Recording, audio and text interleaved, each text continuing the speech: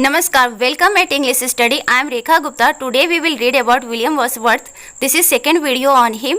In this video we will read about lyrical ballads and French Revolution. तो please video को like और share करें and do not forget to subscribe.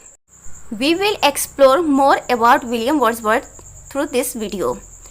Let's see impact of French Revolution on Romantic period. Romantic period पर French revolution का बहुत ही बड़ा important impact पड़ा है, तो देख लेते हैं. This led to the liberalism in literature. जो फ्रेंच रिवॉल्यूशन था उसकी वजह से रोमांटिक पीरियड में जो लिबर्टी वाली चीज़ आई है लिटरेचर में, वो चीज़ देखने को मिला है. The political liberalism of the French revolution inspired the liberation, individuality and rejection of prescribed rules in the romantic literature. French revolution के समय जो पॉलिटिकल लिबरलिज्म की बात हो रही थी और उसकी वजह से जो रोमांटिक लिटरेचर है वो इंस्पायर्ड होता है. रोमांटिक जो लिटरेचर है उसमें लिबरेशन, इंडिविजुअलिटी और रिजेक्शन की जो चीज़ें हैं वो देखने को मिलता है. मीन्स जो भी पहले से रूल प्रिस्क्राइब थे उस रूल को क्या कर दिया रोमांटिक पोएट्स ने, क्या कर दिया, उससे ऑब्जेक्ट कर दिया. उन्होंने कहा नहीं, हम ऐसी किसी भी रूल को फॉलो नहीं करेंगे, हम कुछ अलग करेंगे, कुछ नया करेंगे, because we are free to do so. ऐसा कहना था रोमांटिक पीरियड के पोएट्स का.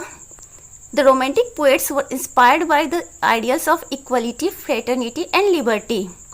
फ्रेंच रिवॉल्यूशन का जो स्लोगन था इक्वलिटी, फ्रेटर्निटी एंड लिबर्टी, इससे रोमांटिक पोएट्स जो थे बहुत ज़्यादा इंस्पायर्ड थे. इसीलिए वो चाहते थे कि कुछ ऐसी ही चीज़ें वो अपने लिटरेचर में प्रेजेंट करें. Hence they believed in the utopia of democracy. तो वो जो डेमोक्रेसी की यूटोपिया थी उस पर वो बिलीव करते थे. यूटोपिया का मतलब क्या है? एक आदर्शवादी राज्य, एक आदर्शवादी कंट्री, एक ऐसा कंट्री जहाँ पे सिर्फ आइडियलिज्म हो, आदर्शवाद हो. विच इज़ व्हाट, किसने ये कहा था? प्लेटो ने चाहते थे कि यूटोपियन गवर्नमेंट हो, और लेटर ऑन फिर जो सर थॉमस मोर थे उन्होंने यूटोपिया वर्क प्रेजेंट किया था. तो इस तरह से ये लोग भी डेमोक्रेसी की जो यूटोपिया थी उस पर बिलीव करते थे. The French revolution help to humanise Wordsworth as his works transitions from extremely natural experiences to facing the realities and ills of life including society and the revolution. ऐसा नहीं है कि फ्रेंच रिवॉल्यूशन का जो impact पड़ा है वो जो रोमांटिक पीरियड है उस पर तो बहुत ज़्यादा इम्पैक्ट पड़ा ही पड़ा है. स्पेशली वर्ड्सवर्थ जो थे वो भी प्रभावित थे फ्रेंच रिवॉल्यूशन से, और वर्ड्सवर्थ ने तो फ्रेंच रिवॉल्यूशन को बहुत ज़्यादा सपोर्ट भी किया था. तो जो इनका ह्यूमनाइज है वो चीज़ फ्रेंच रिवॉल्यूशन से प्रभावित होता है. कहीं ना कहीं वर्ड्सवर्थ की जो ह्यूमनाइज को हेल्प मिलता है फ्रेंच रिवॉल्यूशन से. एक्चुअली क्या होता है, before the French revolution Wordsworth जो थे बिल्कुल टोटली डिवोटेड थे नेचर की तरफ. इसलिए इनके वर्क में एक्सट्रीमली नेचर का ही एक्सपीरियंस देखने को मिलेगा. तो कहीं ना कहीं फ्रेंच रिवॉल्यूशन ने इनके मूड को ट्रांजिशन कर दिया, ट्रांजिएट कर दिया. कहाँ से? नेचर से कहाँ ले जाकर शिफ्ट कर दिया, इनके वर्ड्सवर्थ के मूड को ह्यूमैनिटी की तरफ शिफ्ट कर दिया, और ये मानवता की तरफ चले गए हैं. और इसलिए जो ह्यूमैनिटी है, ह्यूमन लाइफ है, उसके रियलिटीज़ और इसको इन्होंने फेस किया, उसको इन्होंने एक्सपीरियंस किया. मीन्स जो पोएट सिर्फ नेचर को एक्सपीरियंस करता था उस पोएट को because of French revolution chance मिला एक्सपीरियंस करने का. किसके बारे में? ह्यूमन लाइफ के बारे में.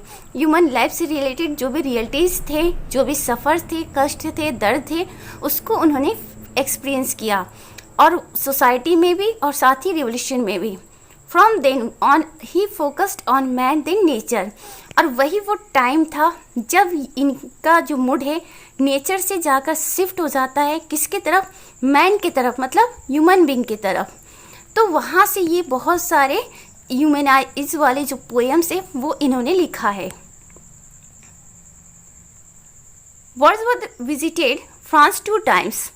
वर्ड्सवर्थ ने फ्रांस की विजिट की थी 2 बार, 1790 में और 1791 में. 1790 में जब फर्स्ट टाइम ये फ्रांस की विजिट पे गए थे तो ये स्विट्ज़रलैंड और जर्मनी की भी विजिट किए थे. और सेकेंड टाइम जब 1791 में ये विजिट करते हैं, where he supported French revolution and fell in love with Annette Vallon and father and Elizabeth child in 1792. अपने सेकेंड विजिट में ये फ्रेंच रिवॉल्यूशन को बहुत सपोर्ट करते हैं and he fell in love with Annette Vallon, French lady, and he had an illegitimate child from her in 1792.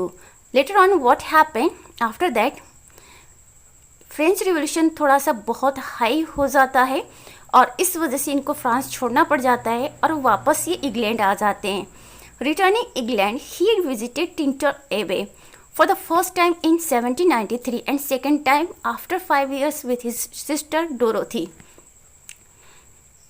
France से return होने के बाद विलियम वर्ड्सवर्थ जाते हैं टिंटर एबे की विज़िट करते हैं. टिंटर एबे बहुत ही नेचुरल प्लेस है ये, और वहाँ ये विज़िट करते हैं. वहाँ पे रिवर डडन वगैरह ये इंजॉय करते हैं, नेचर को बहुत अच्छे से इंजॉय करते हैं. तो फर्स्ट टाइम ये टिंटर एबे जाते हैं 1793 में और सेकेंड टाइम 5 इयर्स बाद जाते हैं अपने सिस्टर डोरोथी के साथ. तो एक्चुअली क्या होता है, वर्ड्सवर्थ फिर वापस कनेक्ट हो जाते हैं नेचर से. तो ये सारी चीज़ें, इनका कनेक्शन, डी कनेक्शन नेचर के साथ, ये सब प्रीवियस वीडियो में बताया जा चुका है. प्रील्यूड में ये सारी चीज़ें मेंशन है जो कि इनकी सेमी ऑटोबायोग्राफिकल वर्क है. Lake poet William Wordsworth, Samuel Taylor Coleridge and Robert Southey, who lived in the English Lake districts of Cumberland and Westmoreland, now Cumbria. देखिए जो इंग्लिश लिटरेचर है उसमें कुछ पोएट्स हैं जो लेक पोएट के नाम से जाने जाते हैं. उसमें वर्ड्सवर्थ आते हैं, कॉलरिज आते हैं और रॉबर्ट साउदी आते हैं. बिकॉज ये लोग कहाँ रहते थे, जो इंग्लैंड के लेक डिस्ट्रिक्ट्स होते हैं उसी के आसपास ये लोग रहते हैं. इस वजह से इन्हें लेक पोएट के रूप में जाना जाता है.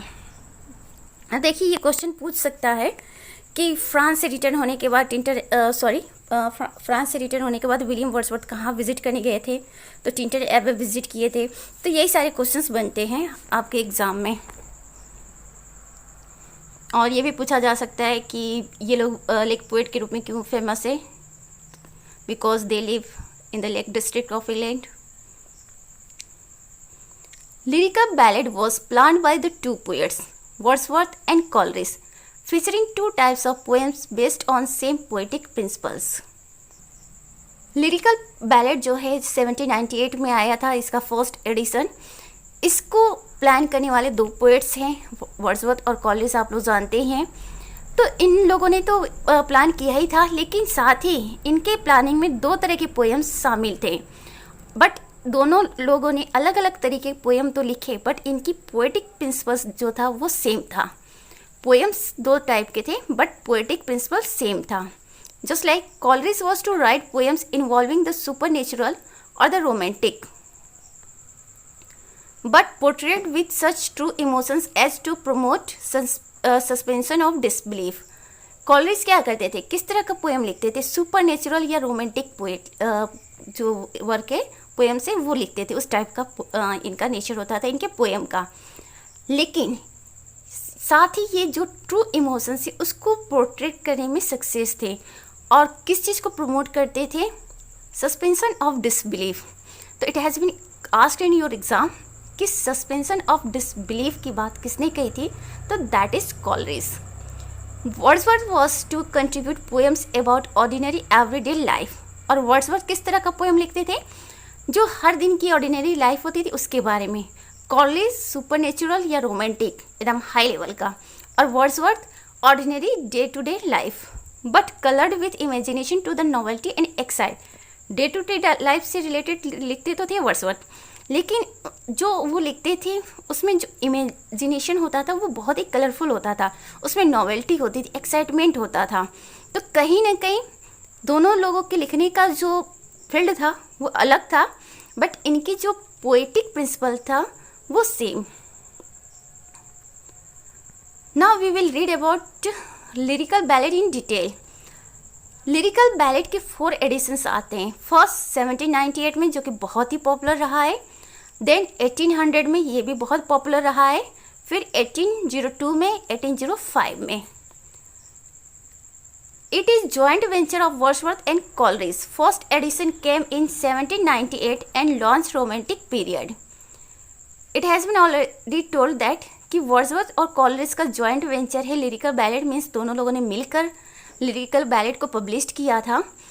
कब? 1798 में। और since then romantic period had started. It was published without name of Wordsworth and Coleridge. जब फर्स्ट एडिशन आया तो उसमें न वर्ड्सवर्थ का नाम था, न ही कॉलरिज का। First poem in this edition is of the rime of a ancient mariner and the last Tintern Abbey of Wordsworth.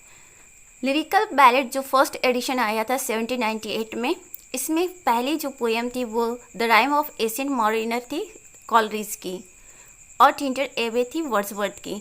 तो ये क्वेश्चन जनरली पूछा जाता है, कई बार एग्जाम में आ चुका है, तो प्लीज़ इसको आप लोग रिकॉल करेंगे। Coleridge contribution is just for 4 poems in this edition. जो फर्स्ट एडिशन आया था इसमें कॉलरिज का जो कंट्रीब्यूशन था वो सिर्फ 4 पोएम का था।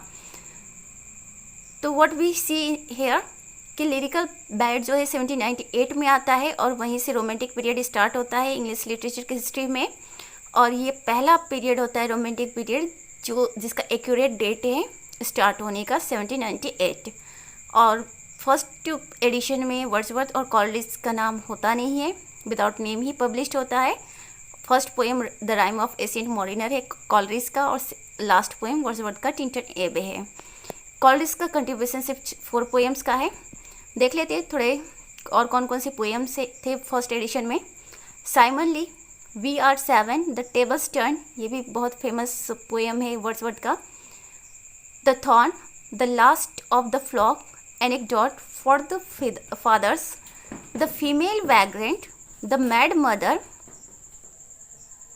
The idiot boy, old man travelling, the convict, expostulation and reply. तो ये कुछ इंपॉर्टेंट पोएम्स है लिरिकल बैलेड के फर्स्ट एडिशन में, और इसमें से कुछ पोएम है जिसके बारे में हम लोग डिटेल में स्टडी करेंगे आने वाली वीडियो में। गुडी ब्लैक एंड हैरी गिल, ये भी थे फर्स्ट एडिशन में। The complaint of a forsaken Indian women, Tintern एबे, ये सारे पोएम थे वर्ड्सवर्थ के फर्स्ट एडिशन में। और कॉलरिज के कौन कौन से पोएम थे? The rime of a ancient mariner तो था ही, द फॉस्टर मदर्स टेल्स था, the nightingale a conventional poem, the dungeon, ये कॉलरिज के पोएम्स थे लिरिकल बैलेड के फर्स्ट एडिशन में। कॉलरिज का जो पोएम द नाइटिंगेल है ये एक कन्वेंशनल पोएम है, सॉरी कन्वर्सेशनल यहाँ पे होगा। सेकेंड एडिशन 1800, सेकेंड एडिशन जो 1800 में आता है, इसमें क्या चीज़ नए है और क्या चीज़ पुराने है देख लेते हैं। This edition bears the name of Wordsworth. तो पहली चीज़ कि इस एडिशन में वर्ड्सवर्थ का नाम होता है, और वर्ड्सवर्थ एक प्रीफेस लिखते हैं इस एडिशन के लिए जो कि एसे के फॉर्म में होता है, और साथ ही जो प्रीफेस लिखते हैं एसे के फॉर्म में उसमें पोएटिकल प्रिंसिपल्स के बारे में वर्ड्सवर्थ बात करते हैं। It called as reversed edition but included some other poems to make volume second. Second जो एडिशन है इसको रिवाइज एडिशन आता है, लेकिन वर्ड्सवर्थ ने इस एडिशन में कुछ और भी पोएम क्या किए, इंक्लूड किए हैं। जो फर्स्ट एडिशन वाले पोएम है वो तो हैं ही, इसमें और कुछ नए पोएम भी आते हैं, और जो नए पोएम आते हैं इस एडिशन में वो सेकेंड वॉल्यूम में आते हैं। पुराने जो पोएम्स होते हैं फर्स्ट एडिशन वाले वो फर्स्ट वॉल्यूम में होते हैं, और जो नए पोएम्स होते हैं वो सेकेंड वॉल्यूम में होते हैं। थोड़ा चेंजेस है फर्स्ट वॉल्यूम में, देख लेते क्या चेंजेस है। Wordsworth the convict was replaced by Coleridge love. जो वर्ड्सवर्थ का पोएम है द कन्विक्ट फर्स्ट एडिशन में रहता है, इसको सेकेंड एडिशन में हटा दिया जाता है और उसके जगह कॉलरिज का लव पोएम आ जाता है। नेक्स्ट क्या चेंजेस है, there was 2 poems in 1798 edition. 1798 जो फर्स्ट वाली एडिशन थी उसमें 2 पोएम्स थे। टाइटल क्या है, lines written when sailing in a boat at evening, और सेकेंड पोएम का टाइटल है lines written near Richmond upon the Thames in single. ये जो 2 टाइटल वाले पोएम है ये क्या होते हैं, सेकेंड एडिशन में 1800 वाली एडिशन में एक पोएम बन जाते हैं, और उस एक पोएम का टाइटल क्या हो जाता है, lines written near Richmond upon the Thames at evening. मतलब जो सेकेंड पोएम है वही टाइटल होता है, बस फर्स्ट पोएम का एट इवनिंग जो है इसमें ऐड हो जाता है। अब देखते हैं कि जो 1800 वाली जो सेकेंड एडिशन थी उसमें नए नए कौन से पोएम आते हैं, जो नए पोएम शामिल होते हैं, क्योंकि फर्स्ट वॉल्यूम में तो पुराने वाले पोएम्स होते हैं और थोड़ा सा ऊपर जो बताया जा चुका है कि वो चेंजेस होते हैं। तो सेकेंड वॉल्यूम में कुछ नए पोएम्स रखे गए हैं, और वो क्या है, hart leap well, there was a boy, the brothers, a pastoral poem, जो द ब्रदर्स है वो पेस्टोरल पोएम है।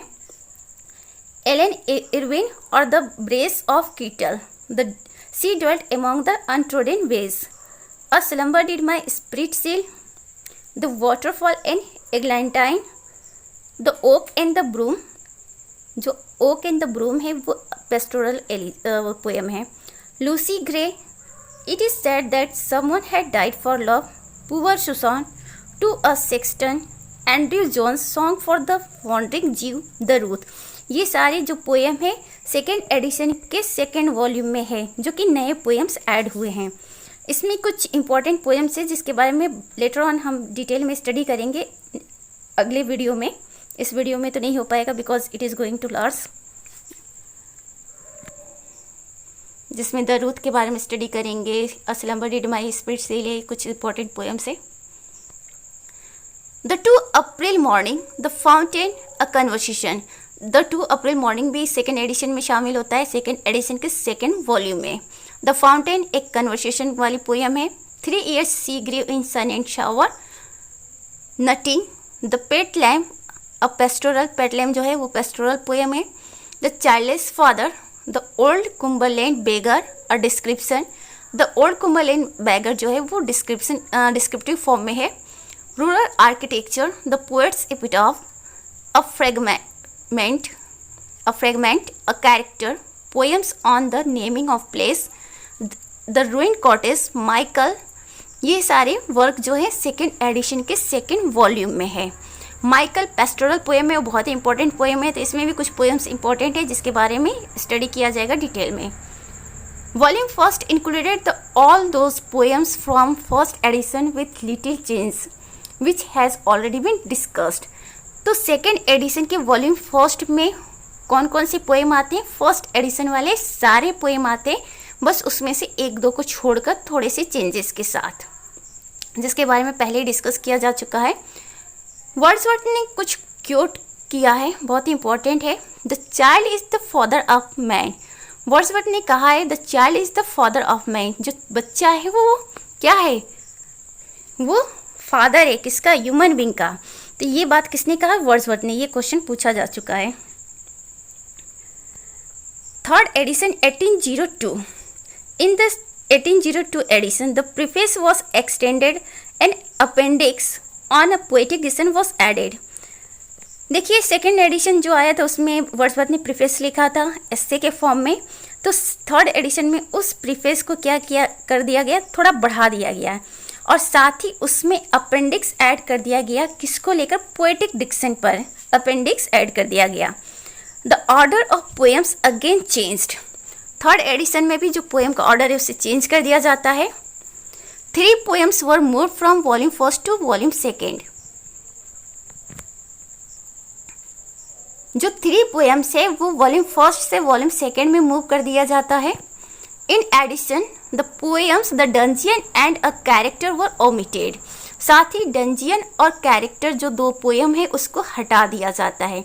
तो थर्ड एडिशन में क्या चेंज होता है? प्रीफेस को थोड़ा सा बढ़ा दिया जाता है, पोएटिक डिक्शन पे अपेंडिक्स आ जाता है, पोएम्स के ऑर्डर चेंज हो जाते हैं, सीक्वेंस चेंज हो जाते हैं।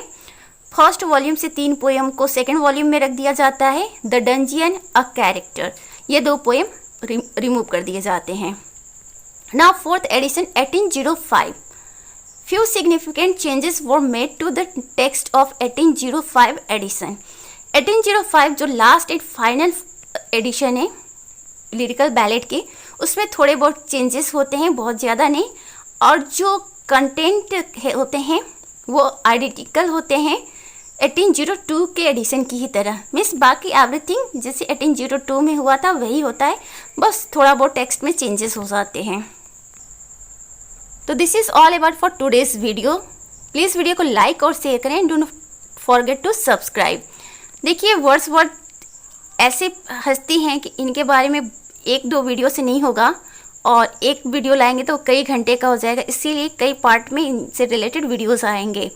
तो दिस इज़ सेकेंड पार्ट, तो प्लीज़ आगे भी पार्ट्स आएंगे, उसके लिए रेडी रहिएगा आप लोग। And thanks for watching.